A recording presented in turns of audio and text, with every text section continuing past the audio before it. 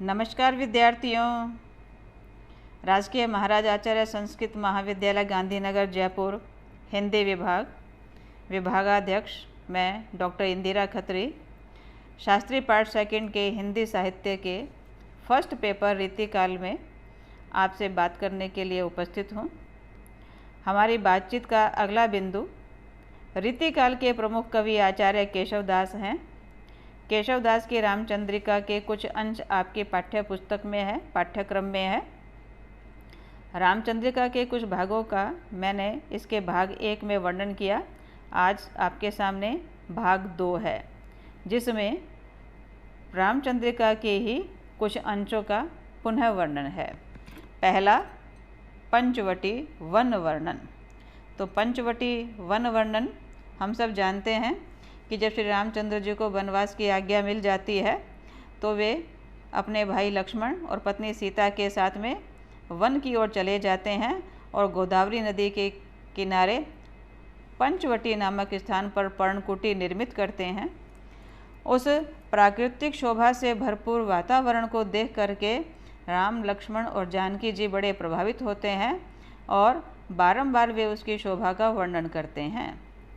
तो राम लक्ष्मण के द्वारा पंचवटी नामक वन प्रांत की शोभा का जो वर्णन किया गया है, कवि केशवदास इस सवैये में उसका वर्णन इस प्रकार से कर रहे हैं। फल फूलन पूरे तरुवर रूरे, कोकिल कुल कलरव बोले, अतिमत्त मयूरी पिय रस पूरी, वन वन प्रति नाचती डोले, सारी सुख गुणगण मंडित भावनामय, ये शब्द है भावनामय, अर्थ बखाने, देखे रघुनायक सिय सहायक, मदन सरति मधु सब जाने। लक्ष्मण का कथन है। लक्ष्मण कह रहे हैं कि हे भ्राता, इस पंचवटी की शोभा कितनी सुहानी है। यह इसके तरुवर, इसके सारे वृक्ष जो हैं, रूरे रुख जो खड़े हैं, वृक्ष जो खड़े हैं, फल और फूलों से लदे हुए हैं। कि इस पंचवटी नामक स्थान के सभी वृक्ष फल और फूलों से लदे हुए हैं। कोकिल कुल, कोयल का कुल जो है वह कलरव कर रहा है। कलरव जो पक्षियों का मधुर स्वर होता है, उनकी जो गूंज होती है उसको कहते हैं। कलरव कर रहे हैं पक्षी, मधुर वातावरण में बोल रहे हैं। कि यह पंचवटी, इसके सभी वृक्ष फल फूलों से लदे हुए हैं और यहाँ पर कोयल के परिवार मधुर स्वर में कलरव कर रहे हैं। अतिमत्त मयूरी, अतिमत्त मयूरी, मयूरी अत्यधिक मस्त हो गई है। मोरनी अत्यधिक मस्त हो गई है, प्रसन्न हो रही है, खुश हो रही है। पिय रस पूरी, अपने प्रियतम के प्रेम रस से भरपूर है। वन वन प्रति नाचती डोलें, एक वन से दूसरे वन में नाचती हुई घूम रही है।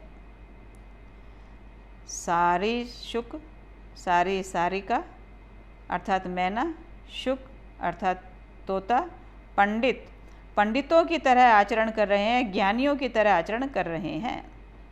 शास्त्रों में ऐसा कहा गया है कि जब ऋषि मुनियों के आश्रम में वेद मंत्रों का उच्चारण होता था, यज्ञ अनुष्ठान इत्यादि हुआ करते थे, तो वहाँ सारिका और जो शुक हैं वे रहते थे, तो उन्हीं पंडितों के समान आचरण करने लगते थे। उनके सुनाए हुए मंत्रों को वे सीख जाते थे और उनको बोलते थे। तो सारिका, मैना अर्थात तोता और तोता दोनों ही पंडितों के समान आचरण कर रहे हैं, गुणगण मंडित। उन्हें देखकर ऐसे लगता है कि ये तो साक्षात गुणों के भंडार हैं, गुणों से शोभायमान हो रहे हैं।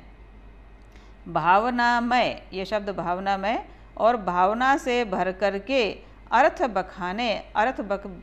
बता रहे हैं। अर्थात उनका बोलना निरर्थक नहीं है, सार्थक है। जो भी वे मंत्रोच्चार कर रहे हैं वे भावना से भरे हुए हैं और अर्थ से परिपूर्ण है। देखे रघुनायक, देखा इस वातावरण को श्री रामचंद्र जी ने। रघुनायक अर्थात रामचंद्र जी।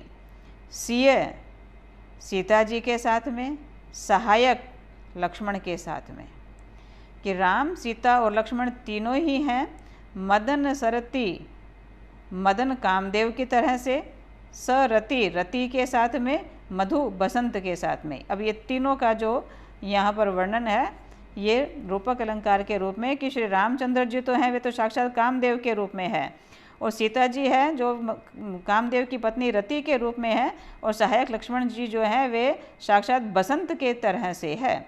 इस प्रकार इस मधुर वातावरण में जहाँ पर पंचवटी बनाई जा रही है और पंचवटी के मनोरम वातावरण में कवि की दृष्टि उसके प्राकृतिक शोभा से युक्त दृश्यों की तरफ गई है, जहाँ संपूर्ण प्रकृति तो मदमस्त है ही, उसमें रहने वाले जीव जंतु भी आनंदित होकर प्राकृतिक वातावरण का लाभ उठा रहे हैं। पुनः रामचंद्रिका नामक प्रबंध काव्य में पंचवटी वर्णन क्रम के अंतर्गत वनवास की अवधि में जब गोदावरी नदी के किनारे पर्णकुटी बना ली जाती है तो उस वन प्रांत की शोभा का वर्णन करते हुए लक्ष्मण जी कहते हैं कि हे भाई, यह पंचवटी इसके सभी वृक्ष फल और फूलों से लदे हुए हैं, जहाँ पर कोयल परिवार कलरव कर रहे हैं, मोरनी प्रियतम के प्रेम रस से भरपूर होकर घूम रही है, एक वन से दूसरे वन की ओर पंख फैलाकर नाचती डोल रही है अर्थात घूम रही है। सारिका और तोता पंडितों की तरह से मंत्रोच्चारण कर रहे हैं, उन्हें देखकर लगता है कि वे साक्षात गुणों के भंडार हो गए हैं। उनके बोलने में अर्थवत्ता है, वे निरर्थक नहीं है, भावना से भरपूर ही अर्थ का उच्चारण किया जा रहा है। वहाँ श्री रामचंद्र जी जानकी जी के साथ और सहायक लक्ष्मण के साथ इस रूप में नजर आए कि जैसे साक्षात कामदेव हों जो अपनी पत्नी रति के साथ बसंत का मौसम लेकर के आए हों। इस प्रकार ये ब्रजभाषा है, सवैया छंद है और पंचवटी की शोभा का प्राकृतिक वर्णन है।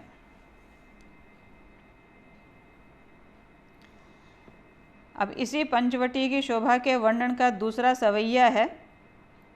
कवि कहते हैं, सब जाति फटी दुख की दुपटी, कपटी न रहे जहाँ एक घटी, निघटी रुचि मीच घटी हूँ घटी, जग जीव यतिन की छूटी तटी, अघ ओघ की बेरी कटी विकटी, निकटी प्रकटी गुर ज्ञान घटी, चहु औरन नाचति मुक्ति नटी, गुण धूर जटी जटी पंचवटी। ये भी लक्ष्मण का संवाद है। पंचवटी की शोभा का वर्णन करते हुए वे कहते हैं, सब जाति फटी दुख की दुपटी। कवि कहते हैं कि सब फट जाती है दुख की चादर, दुपटी यानी दुपट्टा, दुखों की चादर सबकी सब फट जाती हैं। कपटी छल कपट करने वाले एक घटी न रहें जो यहाँ एक पल भी नहीं रह सकते। कि ये पंचवटी इतनी पुण्य स्थली है, इतनी धार्मिक स्थली है कि यहाँ पर आते ही दुखों की चादर फट जाती है और कपट करने वाला, छल करने वाला व्यक्ति एक क्षण भी यहाँ रह नहीं सकता। निघटी रुचि मीच घटी हूँ घटी। और यहाँ पर जो मोक्ष की कामना, मीच मृत्यु, और यहाँ पर जो मृत्यु की कामना की रुचि से आते हैं कि यहाँ जाएं और मृत्यु की कामना करें, तो यहाँ आकर के उसकी मृत्यु की कामना घट जाती है। जग जीव जतिन, संसार के जीवों की, यतियों की भी छूटी तटी, समाधि की अवस्था छूट जाती है। वे इस प्राकृतिक वातावरण में आकर के स्वाभाविक हो जाते हैं। जब कोई दुख ही नहीं रहता है, कोई क्लेश ही नहीं रहता है, कोई कष्ट ही नहीं रहता है, तो मृत्यु की कामना खत्म हो जाती है और ईश्वर का ध्यान लगाने की जो समाधि की भावना होती है वह भी उनकी कम हो जाती है। अघ ओघ, अघ ओघ की बेर कटे विकटी, पाप और पुण्य की बेरियां यहाँ कट जाती हैं। विकट जो कि अत्यधिक विकट होती हैं, पाप की जो अत्यधिक विकट बेड़ियां हैं, जो श्रृंखलाएं हैं, वो यहाँ आकर कट जाती है। निकटी, निकट ही प्रकटी, प्रकट होती है। गुरु ज्ञान गटी, गुरु के द्वारा दिए जाने वाले ज्ञान की गठरी। अर्थात इस पंचवटी स्थल पर साक्षात गुरु के द्वारा दिए गए ज्ञान का सा वातावरण उपस्थित हो जाता है। पाप की बेड़ियां स्वतः ही कट जाती है।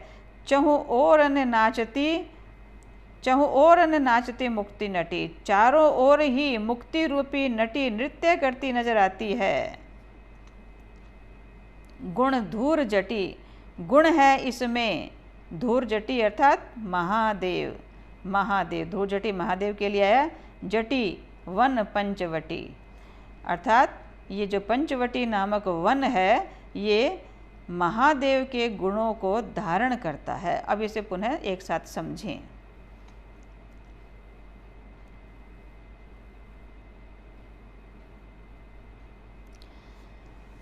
लक्ष्मण कह रहे हैं कि हे भ्राता, ये स्थान मुझे महादेव के गुणों से भरपूर लगता है। अंत में जो आया है धूर जटी जटी पंचवटी, कि महादेव के गुणों को धारण करने वाला है ये स्थान। क्या क्या विशेषताएं हैं महादेव में और इस पंचवटी में, कि जैसे महादेव की कृपा उनके भक्तों पर जो पड़ती है तो मोक्ष की कामना भी उसकी खत्म हो जाती है, छल कपट खत्म हो जाते हैं और ज्ञान की गठरी जैसे ज्ञान उसे प्राप्त हो जाता है। कि ये पंचवटी नामक स्थान ऐसा पवित्र है, पुण्य स्थली है कि यहाँ आते ही दुखों की चादर फट जाती है। छल कपट का स्वभाव रखने वाला व्यक्ति एक क्षण भी यहाँ रह नहीं सकता। मृत्यु की कामना लेकर आने वाले जो भौतिक संसारी लोग हैं उनकी मृत्यु की कामना खत्म हो जाती है। संसार के जीवों की यतियों की समाधि यहाँ छूट जाती है। पाप की कठोर बेड़ियाँ यहाँ कट जाती है और व्यक्ति को ऐसा ज्ञान प्राप्त होता है जो गुरु के पास जाने से प्राप्त होता है, क्योंकि यहाँ चारों ओर ही मुक्ति रूपी नटी नृत्य करती हुई नजर आती है। ये पंचवटी भगवान महादेव के गुणों को धारण करने वाली है। तो इस प्रकार महादेव के जहाँ महादेव का सामीप्य होगा वहाँ मोक्ष अपने आप ही हो जाएगा, दुख और क्लेश अपने आप ही दूर हो जाएंगे। सवैया छंद है, ब्रज भाषा है इसकी, और पंचवटी की शोभा को साक्षात महादेव की शोभा से वर्णित किया गया है। और अनुप्रास अलंकार है, ट वर्ण की आवृत्ति, म वर्ण की आवृत्ति। अनुप्रास अलंकार में एक वर्ण की जहाँ अनेक बार आवृत्ति होने लगती है अनुप्रास अलंकार आ जाता है। तो इस प्रकार ये रामचंद्रिका के अंतर्गत सूर्योदय का वर्णन। इसी क्रम के अंतर्गत हाकलिका छंद का एक और सवैया। शोभित दंडक की रुचि बनी, भांतिन भांतिर सुंदर घनी, सेब बड़े नृप की जनु लसई, श्रीफल भूरी भाव जह बसे, बेर भयानक सी अति लगई, अर्क समूह जहाँ जगमगई, नैनन को बहुरूपन ग्रसई, श्री हरि की जनु मूर्ति लसई। अब इस सवैये में यहाँ श्री हरि अर्थात साक्षात भगवान विष्णु की जनु मूर्ति वाला बतला दिया गया है। ये पंचवटी जैसे पहले पद में साक्षात महादेव के गुणों को धारण करने वाली थी, तो यहाँ पर विष्णु के गुणों को धारण करने वाली है, और विष्णु के गुणों को धारण करने से जो है लक्ष्मी जी भी प्रसन्न हो जाती हैं।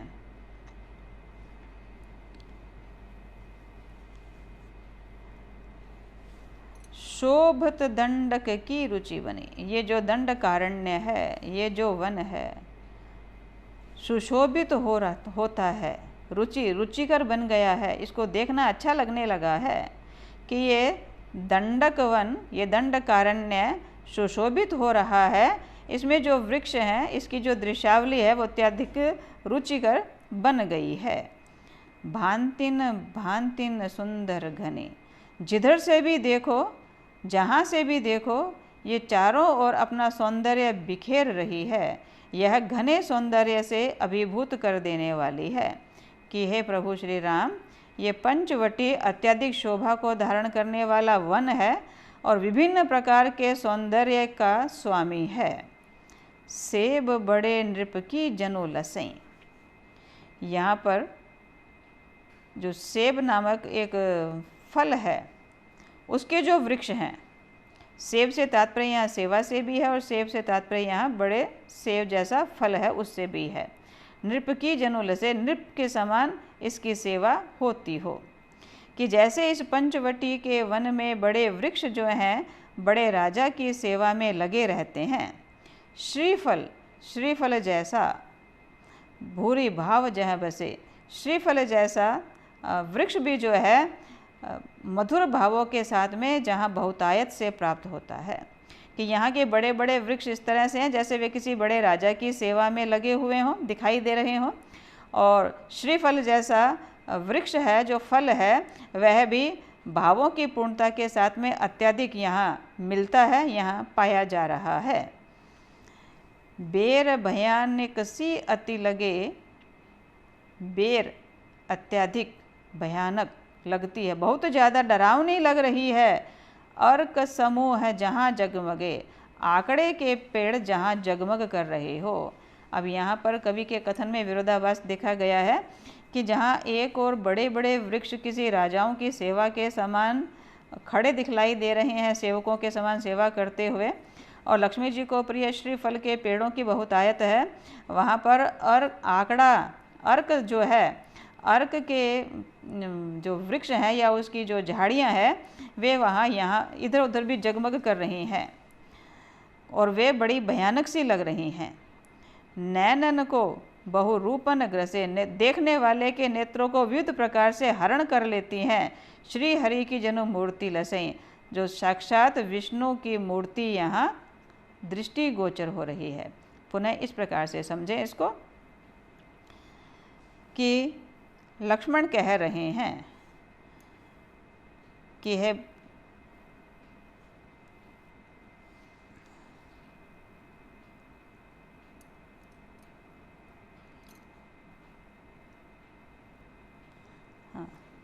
कि है भाई राम, इस पंचवटी दंडकारण्य की शोभा बड़ी रुचिकर बन गई है, क्योंकि यहाँ भांति भांति के वृक्ष घने रूप में आच्छादित हैं।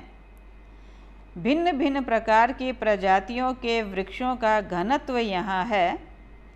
ये बड़े बड़े पेड़ जैसे किसी राजा की सेवा में रत हों, और यहाँ पर श्रीफल जैसा फल देने वाले वृक्ष भी भावों की पूर्णता के साथ बसे हुए हैं। वहीं इधर उधर अर्क भी सामूहिक रूप से जगमगाता हुआ बड़ा भयानक सा लग रहा है। नेत्रों को बहुत प्रकार से आकर्षित करने वाली है ये दृश्यावली, जैसे ये पूरा दंडकारण्य भगवान श्री विष्णु की मूर्ति हो, और भगवान श्री विष्णु की मूर्ति अर्थात भगवान विष्णु को प्रसन्न करने के लिए ही श्रीफल के पेड़ सेवा भाव से वहाँ लदे हुए हैं। इन दो बातों से कि अर्क समूह और श्रीफल के जहाँ इतने उत्तम किस्म के पेड़ है और वहाँ उसी तरह से आंकड़े का जो समूह है वो कैसे उपलब्ध हो रहा है, या उसकी शोभा का वर्णन यहाँ कवि ने किस प्रकार से कर दिया है, यहाँ कवि की आलोचना कर दी जाती है। तो तात्पर्य यही है कि कवि केशव जो अपने पांडित्य प्रदर्शन के लिए जाने जाते हैं या वे अपने आप को अलंकारों का आचार्य घोषित करते हैं, उसकी वजह से काव्य को उन्होंने कहीं कहीं पर नीरस बना दिया है। जहाँ कहीं एकदम से सरस काव्य बन रहा था, वहाँ ऐसी उपमाएं आ जाती हैं कि उन उपमाओं के आ जाने से अर्थ ग्रहण में बाधा उत्पन्न होने लगती है, और वह बाधा जो है वह पाठक और श्रोता दोनों को ही नीरसता की ओर ले जाती है। जनु शब्द का प्रयोग हो जाने से उत्प्रेक्षा है, क्योंकि मैंने उत्प्रेक्षा अलंकार में कुछ शब्द बताए हैं। जनु, जानो, जनहु, मनो, मानो, मनहु, जानो, मानो, ये जो शब्द आते हैं वहाँ उत्प्रेक्षा अलंकार की पहचान हो जाती है।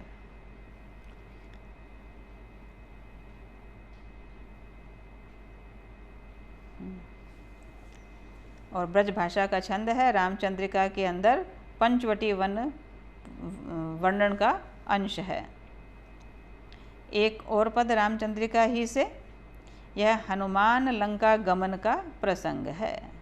हम सब जानते हैं कि जब रावण के द्वारा सीता जी का हरण हो जाता है तो सर्वप्रथम हनुमान जी ही लंका जाकर के सीता जी की उपस्थिति का संदेश लेकर के आते हैं, किंतु उससे पूर्व हनुमान जी जिस अवस्था में होते हैं उसका कवि रामचंद्रिका में इस प्रकार वर्णन करते हैं। कवित्व छंद है। हरि कैसो वाहन की विधि कैसो हेम हंस, लीक की लिखत नभ पाहन के अंक को, तेज को निधान राम मुद्रिका विमान, केंदो लक्ष्मण को बाण छूट्यो रावण निशंक को, गिरि गज गंड ते उड्यानो सुबरन, अली सीता पद पंकज सदा कलंक रंक को, हवाई सी छुटी के सोदास आसमान में, कमान तोप कैसा गोला हनुमान चल्यो लंक को।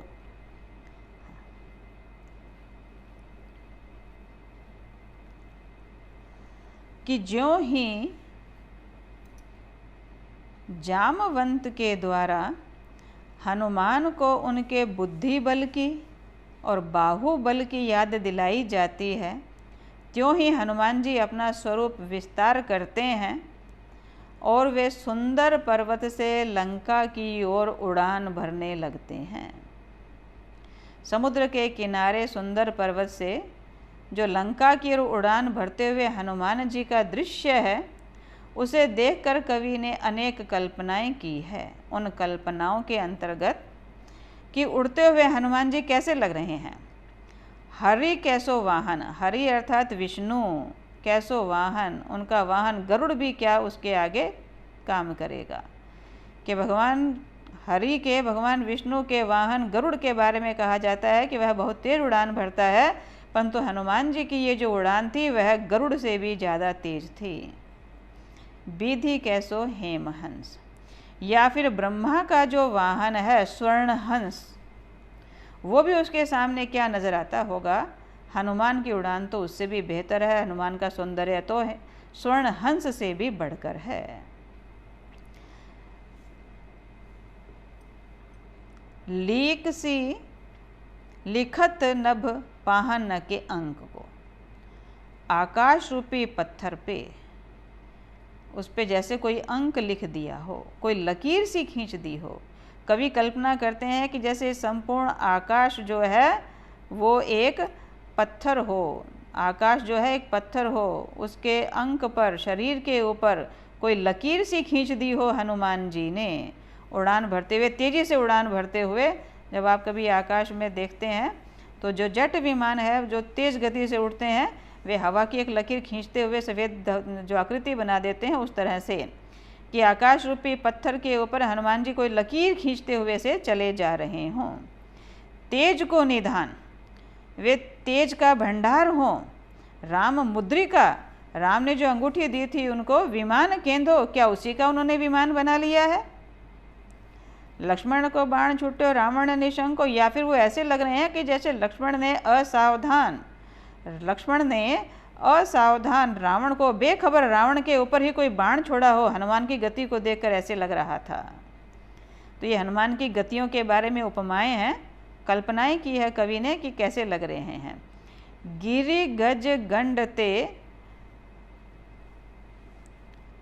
पहाड़ जो सुंदर पहाड़ था, गज गंड हाथी का जो कुंभ स्थल होता है, कि पहाड़ रूपी हाथी के कुंभ स्थल से उड़ान भरी थी सुवर्ण अली, स्वर्ण के जैसे रंग वाले किसी भौरे ने।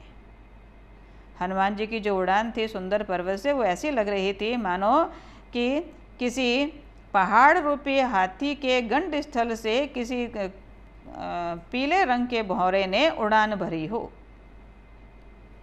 सीता पद पंकज, और जो सीता जी के पद हैं, सीता जी के जो चरण हैं, उन चरणों को कमल मानकर, उन सीता जी के चरण रूपी कमलों को का स्पर्श करने के लिए किसी भौरे ने उड़ान भरी हो। और सदा कलंक रंग को, रावण जो है उसको कलंकित करने की इच्छा से वे उड़ान भर रहे हों। तो अर्थात